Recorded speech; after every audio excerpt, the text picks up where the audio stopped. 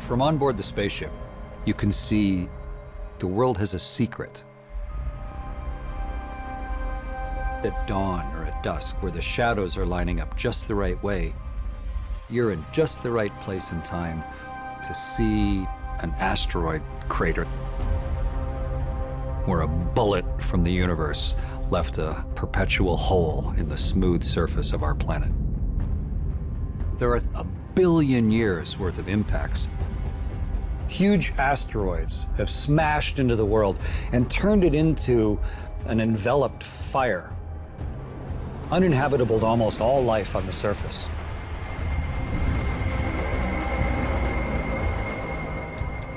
The world will get hit again. It's just a matter of when. So what should we do as a species? Should we just, like the dinosaurs, look up and die? The reason the dinosaurs are extinct is they didn't have a space program. We do.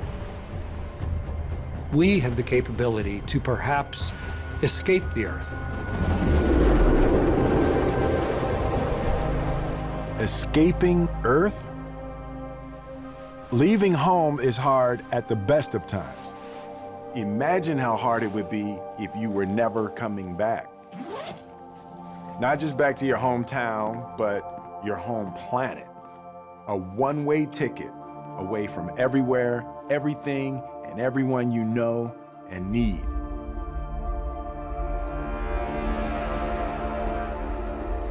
Eight astronauts with over 1,000 days in space between them can tell us how being up there helped them to understand why we are going to have to make a choice. Faced with the extinction of life on Earth, our best chance of survival is to build another colony somewhere else.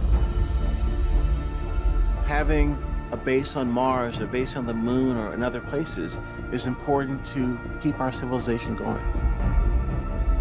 It's really kind of up to us how long we want to survive as a species. Can we really cut the cord with the planet that made us and face the physical extremes and mental torment of space? The answers are right here on Earth, in some pretty unexpected places.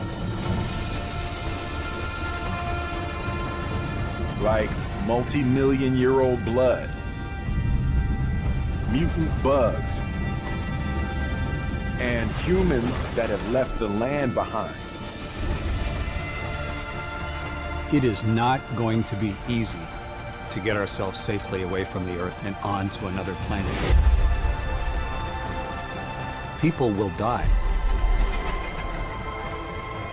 This may be what saves us. It's decision time on the Rock. Escape or extinction.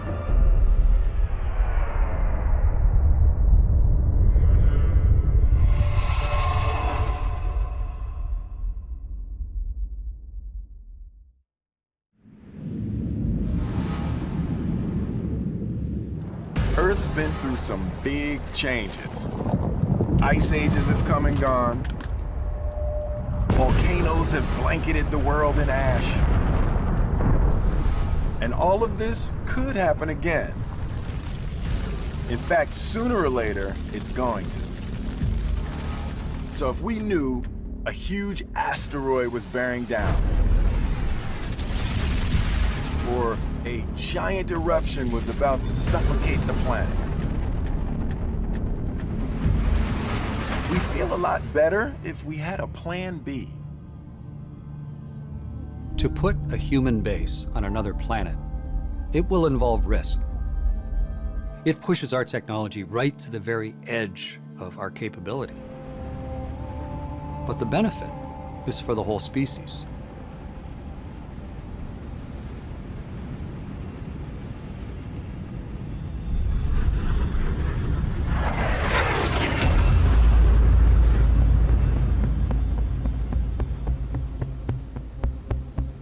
So today, what we're going out there to do is intercept the eclipse.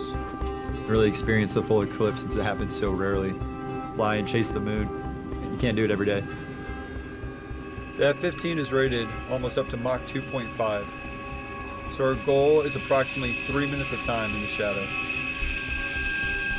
All right, let me break that down.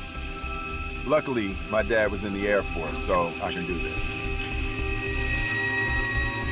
These guys are going to try something they've never done before. Something that shows how hard it is to go from one planet to another.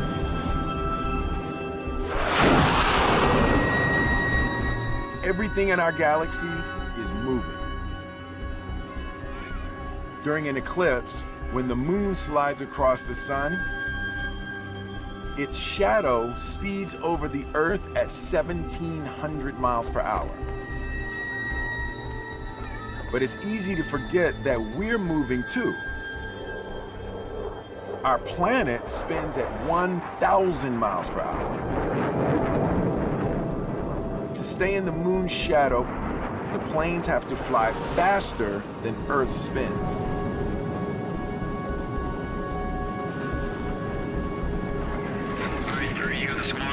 Ready now.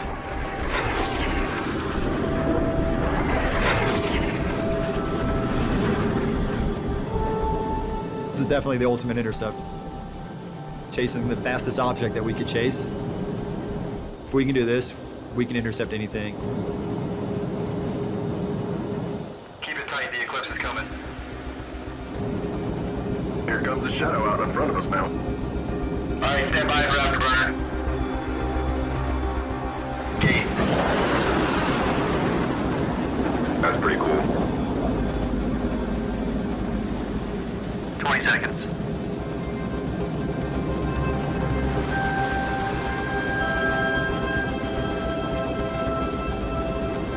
It's almost like you're in outer space.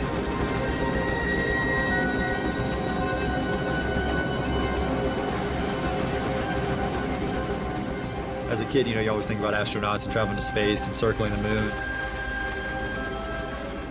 But I'd never thought of how fast the moon was traveling.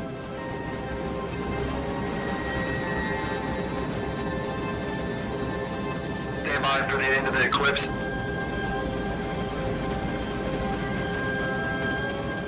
Here comes the daylight.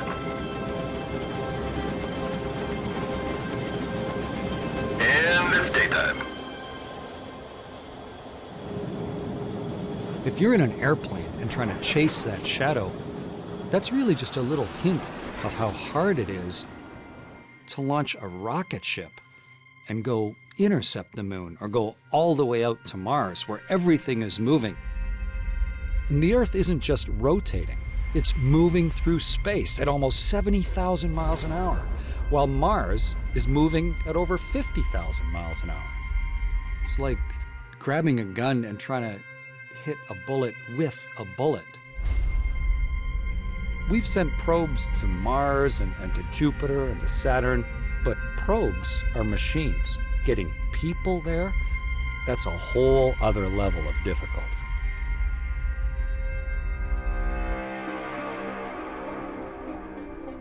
So before we make that commitment and fire those engines, we really want to be sure we know what we're doing. The natural human reaction to the unknown is fear. But the greatest antidote for fear is preparation. Part of the reason I love flight is how it makes me feel. It pushes me a little bit closer to the limit of my capabilities, especially when you're flying an older plane. I just barely get at a couple of these. You have to focus. You have to constantly think about what are the things that are going to try and kill me. Try and predict what the dangers are going to be.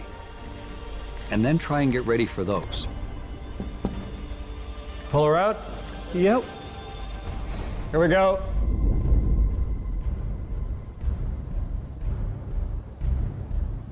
Permanently leaving the Earth.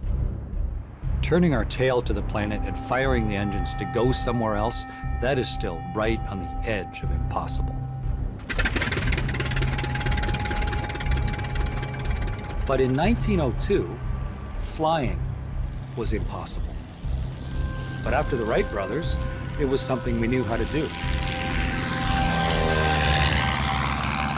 Summer of '69, impossible to walk on the moon. And then 12 people put their gray, dusty footprints into the surface of the moon. So I think we'll go from the space station to the moon and eventually on to Mars. Because it's a necessary thing for the survival of our species. They call it a Goldilocks planet. A world that's not too hot and not too cold, just like Earth. Until we find it, we're looking at the next best thing, life on Mars. But even if we have the technology to leave our home, do we have the biology?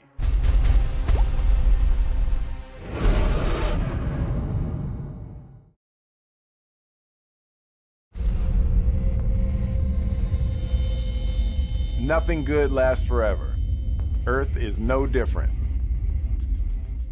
If we want to outlast our home, we need to franchise, set up an outlet on another planet. When we leave Earth, we leave behind more than a rock. Earth is a living planet, an interconnected web of life. We are part of it, and it is part of us. So when we go, what comes and what stays?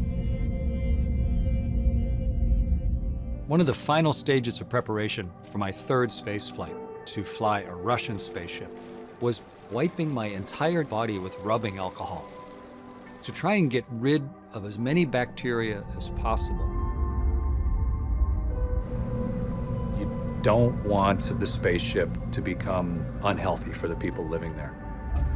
But bacteria have been colonizing the planet for billions of years. And they're pretty good at getting everywhere.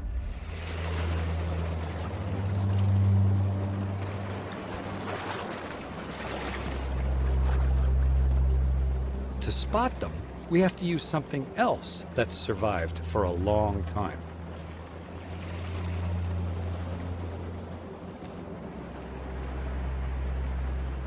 Horseshoe crabs were alive 200 million years before the dinosaurs. And yet, they've turned out to be surprisingly useful in space. Their immune system is primitive, but effective. So we make use of their incredible blue blood. When cells in their blood come into contact with bacteria, they instantly release enzymes. And these enzymes can be used to detect bacteria at less than 1 part per trillion.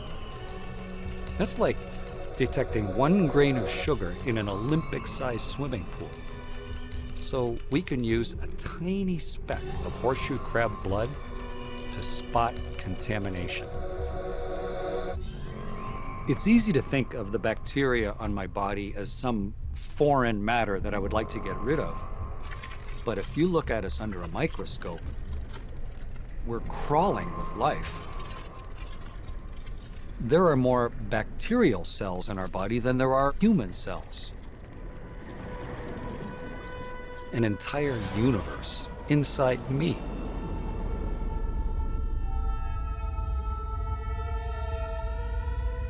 The more we study the human microbiome, all of the little microbes that live within us, and especially when we start thinking about leaving Earth, the more we realize the bacteria aren't stowaways. They're crew, and we're going to have to bring some of them with us when we go to another planet.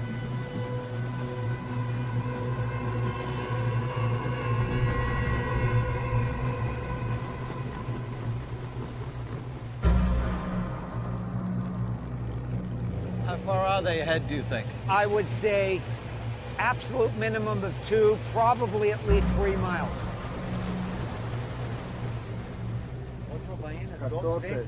We are searching for the world's biggest creature, the blue whale. Most species on the planet are totally dependent on their microbiomes to survive. It's amazing how similar whales and humans are. Even though we walk on the land and they swim in the abyss, the same biological mechanisms are in play here. The reality is, it's very difficult to collect data on whales. Imagine if an elephant disappeared under the Serengeti and came up 5 miles away. Whale's right over here at 10 o'clock. Every time a whale exhales, it's throwing up this biological treasure trove. Starting engines, clear. So how can you collect biological data in a non-invasive manner? The answer is snot bottom. 30 plus feet. You just going up for a visual? Yeah, you're in I'm good fine. shape. All right, I see the whale now. Okay. We're going right to it. 16 feet, 16, 14.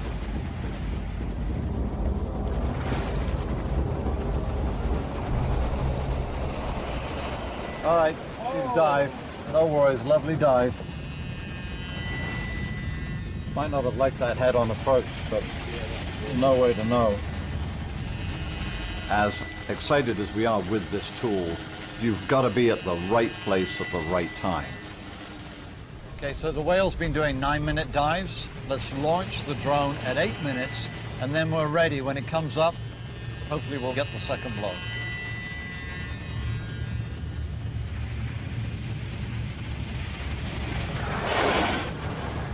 Looking good, right on track. That's 14 feet.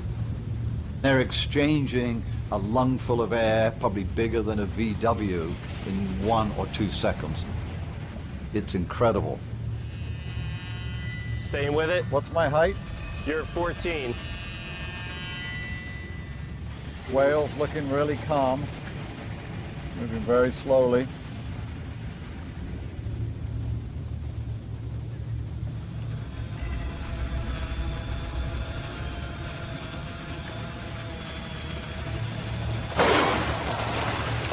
Bingo.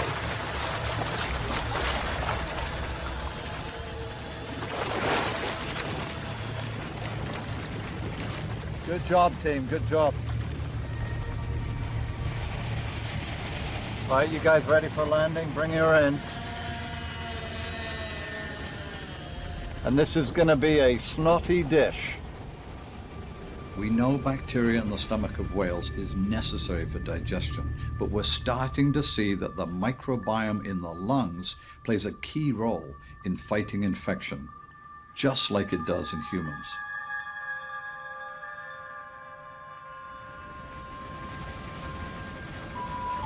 There's a world of bacteria outside us and a world of bacteria inside us.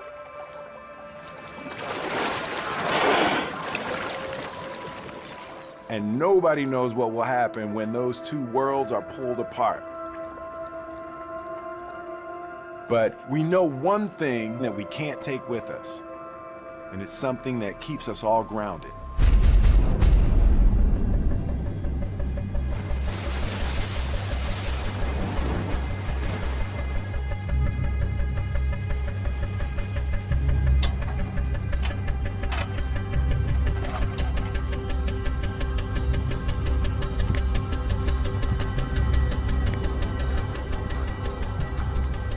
Feeling in the platform is full of emotion. It's fear, pressure, tension.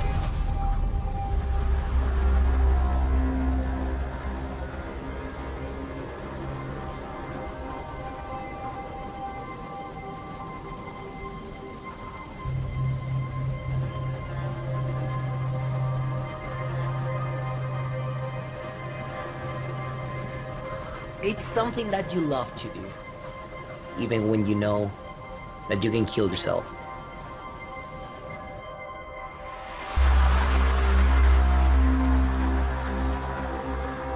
You have only 2.9 seconds.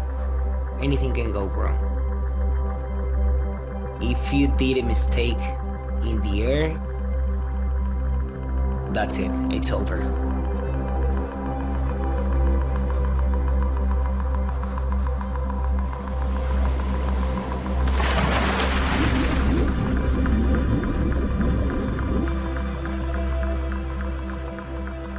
We are all intimately familiar with gravity.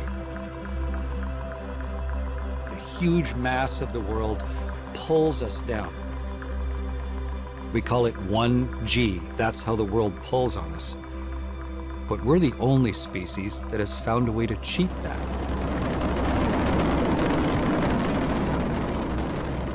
Perhaps the most magic moment in an astronaut's life is when the rocket ship has done its job. You are at the right height, you're at the right speed, the engine shut off, you're in space, and for the first time in your life, you're weightless. You feel like something is magically pulling you towards the ceiling. It's just fun to be weightless. It leaves a smile on your face. You want to play with it. You want to play with your food. You want to do 1,000 somersaults. You want to get into a big part of a space station so you can push off the wall and fly across like Superman. But even as you feel superhuman, you quickly start to realize just how much the human body needs gravity. With gravity, I can tell which way up is. The weight of my body as I sit down, the weight of lifting my arms, all of those things constantly tell me which way's up. But as soon as you're weightless, all that's gone. And it makes you nauseous. I was feeling terrible when I first got to space. And I thought to myself, is this really fun? When you want to throw up, really nothing's fun. I did puke my first day in space. When you're on Earth, gravity is pulling all the fluids in your body down. When you're up in space, there's a major fluid shift. It feels like you've been standing on your head for about 3 hours. Gravity defines how big our heart has to be and what the configuration of our cardiovascular system looks like. The whole design of the human body, the skeleton underneath it, the strength of the muscles, it's really shaped by the gravity of the Earth. We don't really think about it, but we're constantly weightlifting on Earth, holding our head up, holding our body up, fighting gravity. Without gravity, your muscles and your bones start to waste away. We have machines that we push against and lift against, and elastics that hold us on the treadmill, sort of gravity simulations. But even with the best exercise equipment we've invented so far, I lost about 8% of the bone density across my hips and my upper femur. My skeleton started to waste away. What do the effects of weightlessness mean for interplanetary exploration? Would that long time in weightlessness have degraded our bodies enough that we'd be useless when we get there? We're working on it, but we definitely haven't solved all those problems yet. Astronauts, their heads swell and they throw up a lot. You don't see that in the movies. The truth is, we are a part of this planet. It is baked into our bones. Down here, we're nurtured and protected. But when we go, we'll be going it alone.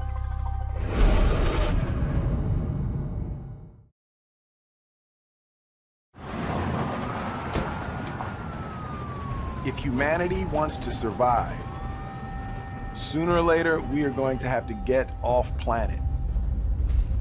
Plan B. But the second we step outside the safety of our home, we are exposed. Our sun is constantly spewing out radiation. And occasionally there's a huge solar flare or a big mass ejection that could threaten life on Earth.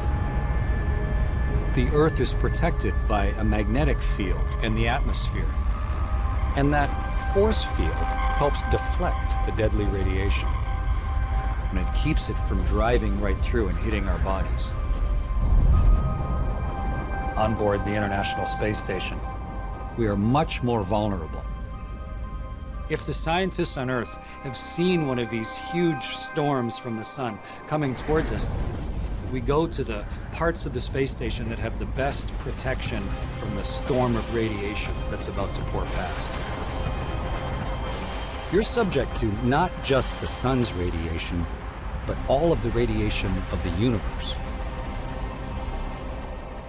A strange thing sometimes happens.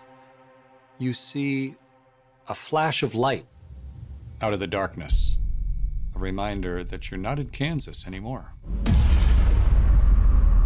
When a star out in our galaxy dies in an enormous explosion that we call a supernova, it releases a huge amount of energy. Cosmic rays racing across the universe at essentially the speed of light, 186,000 miles a second. So fast that those little radiation particles come by Pluto and make it all the way to the Earth in just 5 hours. And if you're above the Earth's atmosphere, there is nothing to stop them slamming into your body. Most of them you're unaware of. But sometimes one of these little cosmic rays goes through your optic nerve. And because of the way our vision is designed, it actually reacts like a flash of light. And what you're actually seeing is radiation going through you. I'd be lying there in my sleeping bag and zap, zap, zap. One of the best light shows I've ever seen, but at the same time, I knew that that meant that my head was getting zapped by charged particles. And it can be a showstopper. It can be a bombardment of radiation that not only, increases your chance of cancer down the line, but literally gives you radiation sickness on the way. If you're going to spend weeks or months or years on a spaceship, you have to start considering that this causes mutations. It overwhelms your body's ability to repair itself.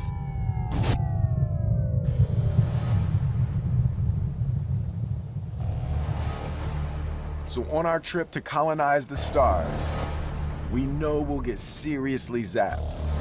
We need to prepare for that.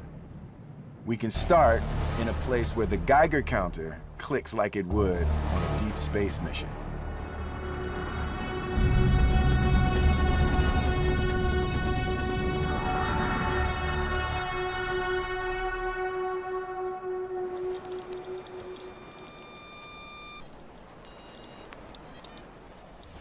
Despite the fact that this is a dangerous place, Chernobyl provides us a unique opportunity to examine what happens to the evolutionary process when you kick it with a little extra mutation.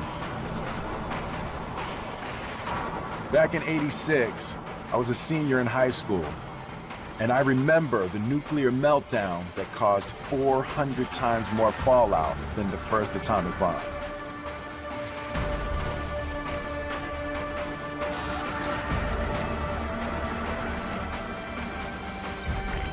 When the reactor exploded, it was kind of like a volcano erupting, with radioactive metals being ejected into the atmosphere. They landed on the ground in a haphazard way, so there are these hot spots.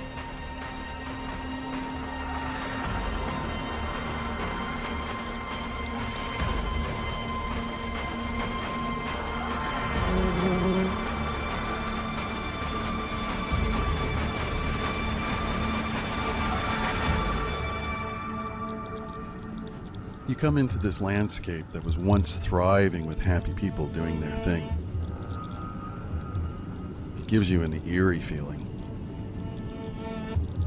You really have to look around and see what's being affected. Many of the spider webs that were draped alongside some of the houses in the villages were extremely unusual.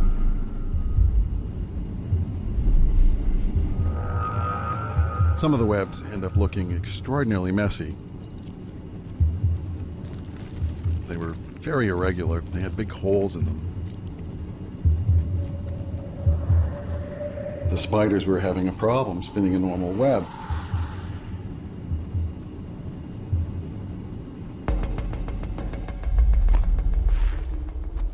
It's not just behavior that's changing. Some of the creatures are even starting to look different. And firebugs are pretty hard to miss. If you look at it straight on, you'll see what looks like an African face mask. 2 big eyes, a nose, and a chin. And because of this symmetry, it makes it very easy to detect deviations.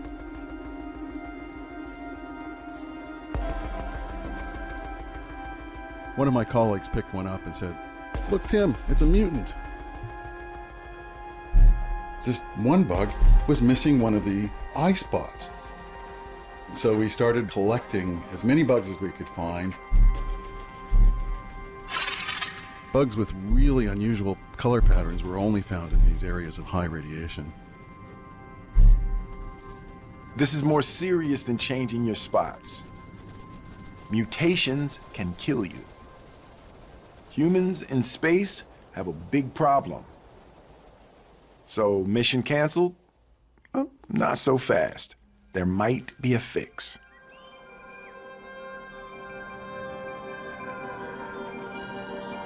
One of the more striking, unexpected observations is that some species appear to have adapted.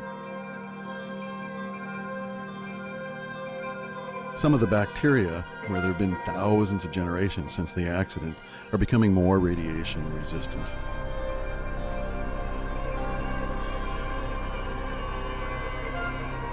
As a species, humans are interested in expanding our horizons, moving into space, moving to other planets. If we can develop a better understanding of the defenses used by organisms, that may be useful in developing ways to protect humans, both here on this rock, as well as in outer space.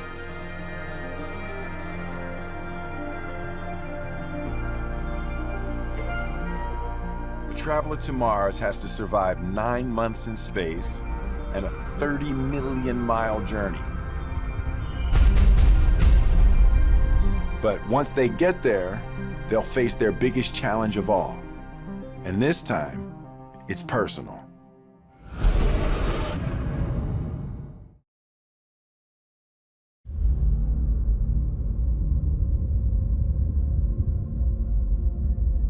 One of my favorite things to see from space is a place that you know, somewhere you grew up, the town you were born in,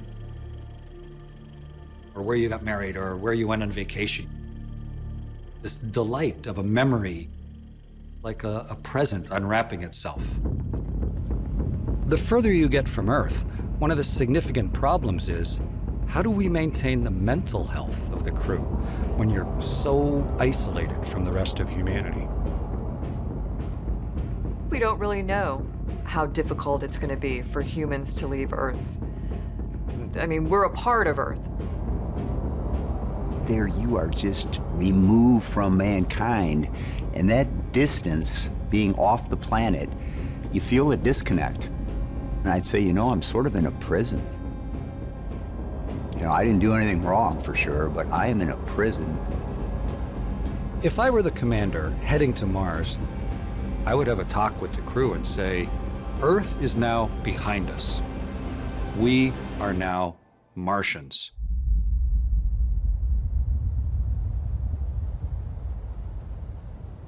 Have I really been living in this 1,000 square foot dome for over 130 days? After surpassing the halfway point in the mission, I'm feeling utter disbelief. With the nature of an isolated and confined environment, we are effectively trapped.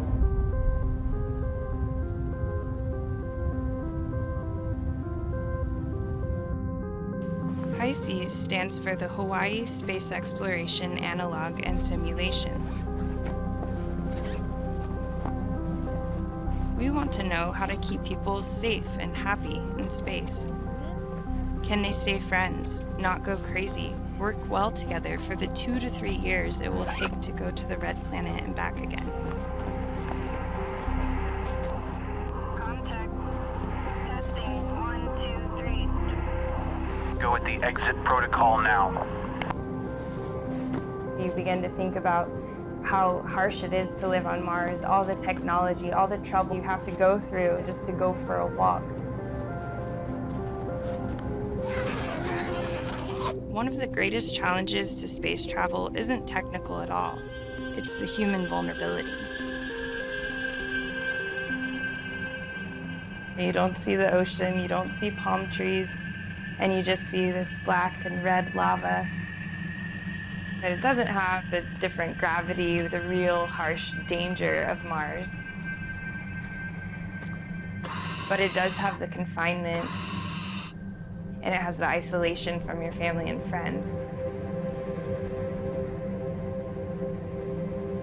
I was surprised by how much the stress affected not just how I felt, but how I performed.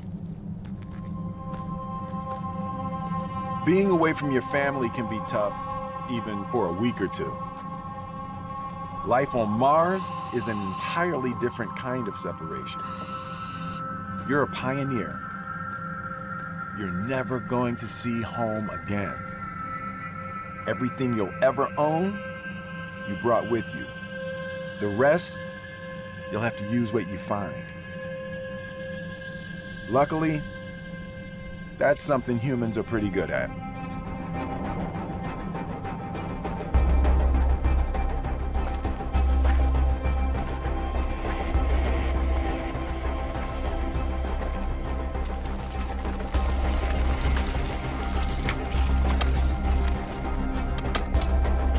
ما سيدي فرق مزيان زيد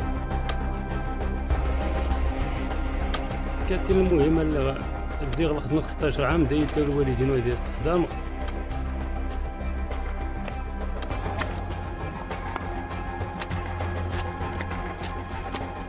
البريك التيدوت داك ملا تستخمرتا كراه ديال النات تحفرتا كال تسامان ورا كيسن ورا نتخدم نخدم النهار غاسني كامل سنتخاتل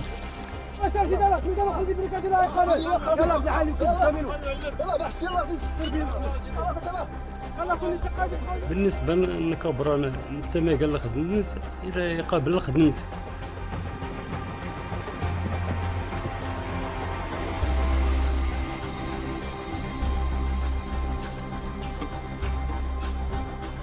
ورن بتو خدمت ارتي لي 1000 بريكه 1000 بريكه 1200 بريكه غادي سترس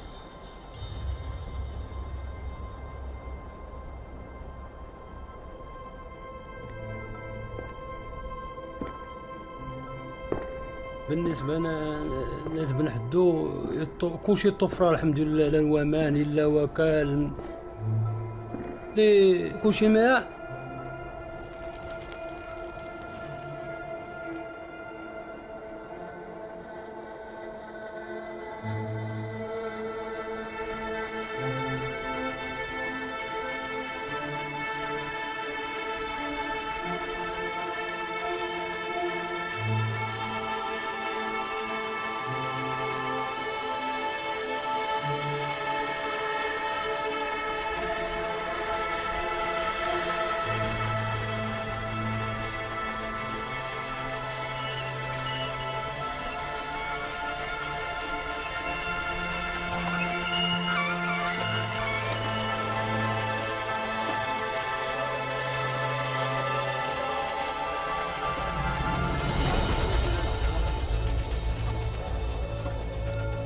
هدو دادا معقا نكي دادا يعاود الوالد ديالو قرن 11 هذا استبنى قرن 11 استبنى تبان هدو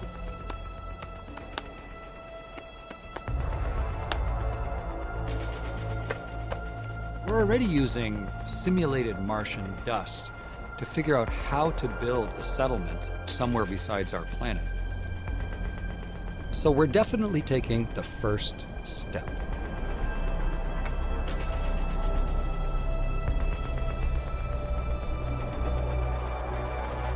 Even if we survive the journey and make the place feel like home, we still might not save our species.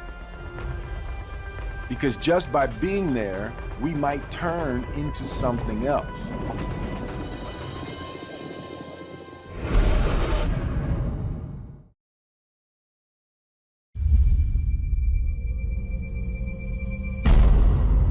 life tends to naturally settle where the conditions are best for it. And from orbit, you can actually see where we have chosen to live. Those patterns of human habitation repeat themselves. Some parts of the world are so desirable that there's not enough land to support everybody who wants to live there.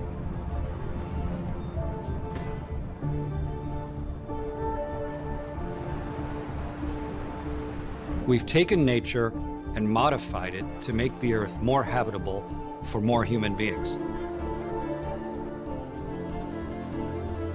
We don't really think about it, but we've significantly terraformed Earth. The farmers' fields, the terraces, the dams we've put up. And when we go somewhere else, we're going to inevitably have to do the same thing. But at the same time, we are influenced by the environment around us. It shapes us. Your body is constantly changing itself and adapting to best perform in the environment that you put it into.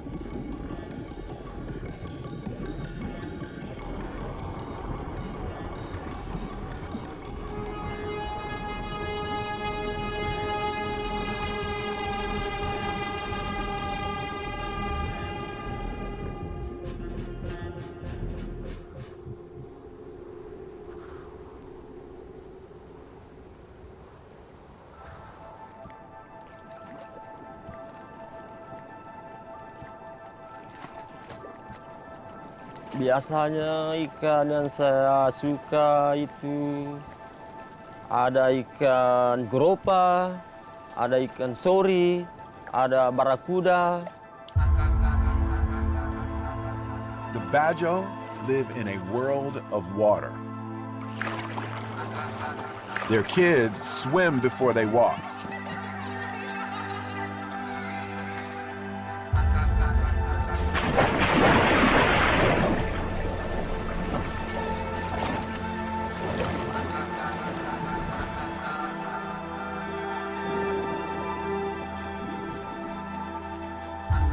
No need for goggles or oxygen tanks. Their bodies have learned to do without them.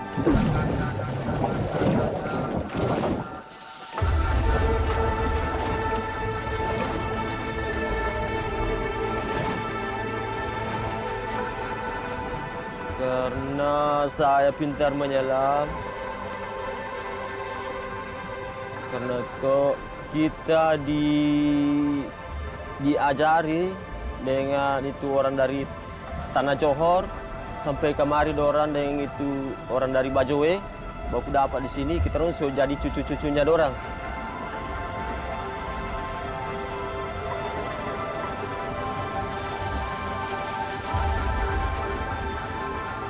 Saya biasa bisa tahan napas di dasar laut 3 menit saya bisa. The differences go deeper. As children, the lenses in their eyes adapt, so their underwater vision is twice as sharp as ours. Pretty handy when you're hunting.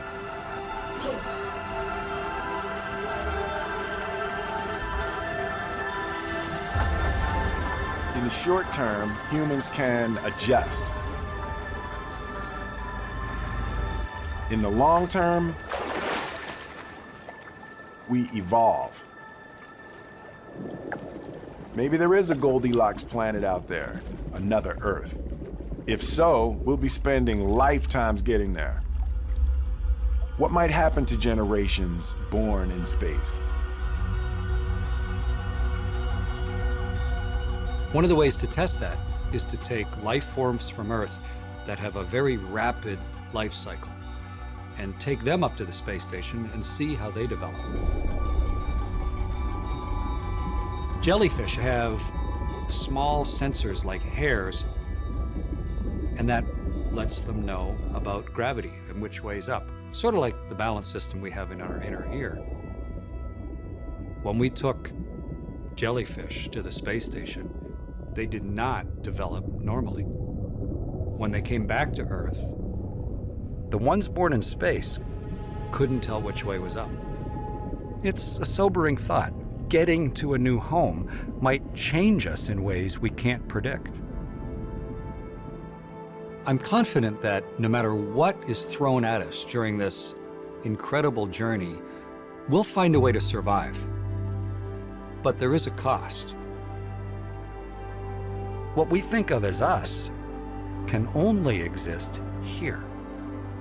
We will no longer be Earthlings when we get there. We will become aliens.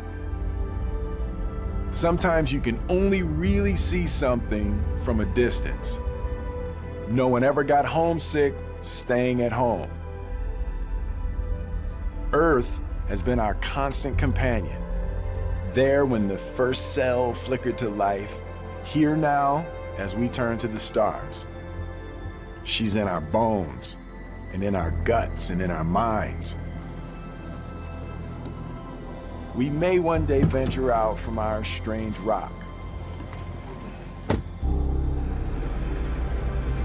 But we'll never get the rock out of us.